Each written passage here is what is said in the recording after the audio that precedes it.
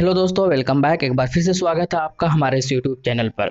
आइए बात करेंगे इस वीडियो के अंदर कि 6 ऐसे विधानसभा के बारे में जहां पर एआईएमआईएम की जीत जो है वो 99% नहीं बल्कि 100% है। क्योंकि अगर ये 6 विधानसभा नहीं जीतती है एआईएमआईएम तो फिर बिहार में जो है ये खाता भी नहीं खोल पाएगी, ये बात भी बिल्कुल तय है। यानी क्योंकि यहाँ पर गढ़ है और उम्मीद क्या, ये एकदम 100% ये कहा जा रहा है कि ये 6 विधानसभा एमआईएम के कब्जे में है, एमआईएम के हाथों में है और एमआईएम जो है यहाँ पर जीत का जो परचम लहराते हुए नजर आ रही है। आइए देखते हैं वो 6 कौन कौन से है, उनके उम्मीदवार भी देखेंगे और साथ में ये भी देखेंगे कि पहले यहाँ पर किसकी जो सरकार की जीत या किस पार्टी की जीत पहले यहाँ पर हुई थी। तो आइए जो नए हैं वो चैनल को जरूर सब्सक्राइब कर लें, वीडियो को लाइक करें। ये बात कर रहे हैं हम लोग किशनगंज लोकसभा की। किशनगंज लोकसभा के अंदर 6 विधानसभा आते हैं। बहादुरगंज जो कि किशनगंज के अंदर ही पड़ता है, ठाकुरगंज जो किशनगंज के अंदर ही पड़ता है, किशनगंज जो किशनगंज का ही हिस्सा है, कोचाधामन ये भी किशनगंज का ही हिस्सा है यानी किशनगंज के डिस्ट्रिक्ट में ही आता है,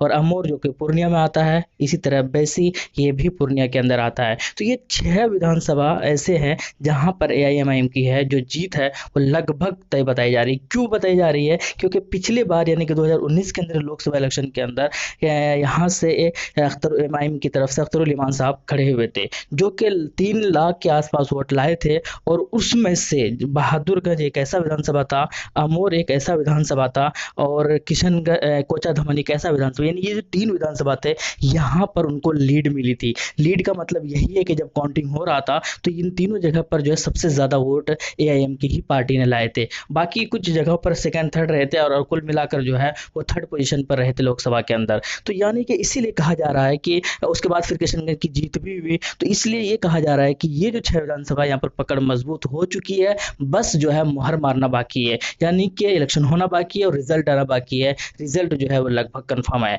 यानी कि इस तरीके की चीजें, इस तरीके की अफवाहें हो रही है। चलिए शुरू करते हैं बहादुरगंज से। बहादुरगंज की अगर बात की जाए तो यहाँ पर पिछले बार मोहम्मद तौसीफ आलम जो है वो यहाँ से खड़े हुए थे और जीत भी हासिल की थी इन्होंने कांग्रेस की तरफ से। सेकंड पर यहाँ पर बीजेपी रही थी, थर्ड पर जेपीएल रहे थे, जब फोर्थ पर एसपी रहे थे। लेकिन इस बार की अगर बात की जाए तो एआईएमआईएम शायद यहाँ पर फर्स्ट रैंक पे आ सकती है। और यहाँ का उम्मीदवार की अगर बात की जाए तो या तो मासूम रजा साहब होंगे या फिर जो है तौसीफ आलम होंगे, डॉक्टर तौसीफ साहब। तो यानी इन दोनों में से ही कोई एक होंगे, जिसे भी दे वो फर्क नहीं पड़ता, वो दोनों ही बड़े काबिल इंसान है। तो वो ये बात बिल्कुल तय है कि उन दोनों में से किसी एक की जीत होगी, किसी एक को ही टिकट मिलेगा। इसके अलावा बात करते हैं हम लोग ठाकुरगंज विधानसभा की। तो यहाँ की अगर हम लोग बात की जाए तो पिछले बार यहाँ पर जदयू की जीत हुई थी जो कि महागठबंधन के अंदर इंक्लूडिंग था। इस बार जो है यहाँ पर एमआईएम फर्स्ट आएगी और यहाँ से जो है पहली बार आएगी यहाँ पर ठाकुरगंज के अंदर। पिछली बार यहाँ पर अपना कैंडिडेट नहीं उतारा था एमआईएम ने, और यहाँ पर डॉक्टर तारा श्वेता आर्या को उम्मीद यही बताई जा रही है कि उनको ही टिकट मिलने का चांसेस है। लोगों का भी डिमांड है और अच्छी खासी पब्लिसिटी भी है उनका, क्योंकि प्रोफेशन से वो एक डॉक्टर है, लेडी डॉक्टर है, और इसीलिए उम्मीद यही है कि उनका जो है अपने आप पहले से ही पब्लिसिटी है और उसका एडवांटेज को कहीं ना कहीं इस इलेक्शन के अंदर मिलने वाला है।